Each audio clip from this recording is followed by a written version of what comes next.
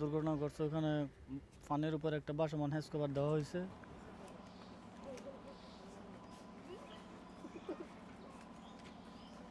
Hedge cover এটা দেওয়াতে পাঙ্খা আমি যখন কাটছি কাটে হেজ কভার উপরে ফালাইছি, ফালানোর সাথে হেজ কভার পিছনে দূর মারছে, পাঙ্খা আসে আমার মাথায় আঘাত করছে, আঘাত করার সাথে এখানে ব্লাড ঢুকছে, ব্লাড ঢোকার পরে আমি আর কিছু বলতে পারি না, আমার শেষ চলে গেছে।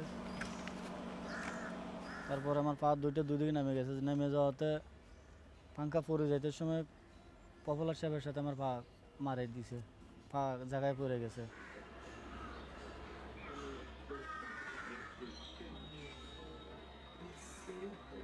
যেমন ধরুন আমরা একটা জাহাজের পর্দা ছাড়তে গেলে তখনও ঝুঁকি, আল্লাহ না হোক আমরা কাটিং করে কাটিং চিরে আমাদেরকে সহ নিয়ে চলে যেতে পারে।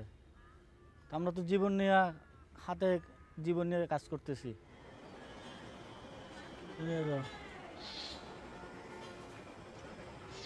কী করবো, টাকা দিয়েছে আমাকে 1,25,000, মেডিকেল থাকতে আমার খরচ হয়ে গেছে।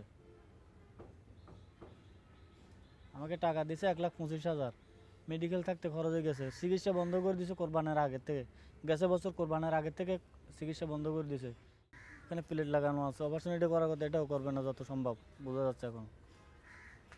তারপরে আমার এখানের ব্যথা সম্পূর্ণ, এখানে আসি জ্বালা যন্ত্রণা প্রচণ্ড ভারী যায়। কোরবানির 1 সপ্তাহ আগে কোম্পানির থেকে দেখা করে আসছে, আমার পা লাগাই দেওয়ার কথা দেয় নাই। তারপরে আমাকে দোকান দেওয়ার জন্য কিছু টাকা দেওয়াই বলছে, তাও দেয় নাই, করে নাই কিছুগুলো। তারপরে কি বলবো আমি এখন, আমার কষ্টের কথা আমি নিজে বলতে পারতেছি না।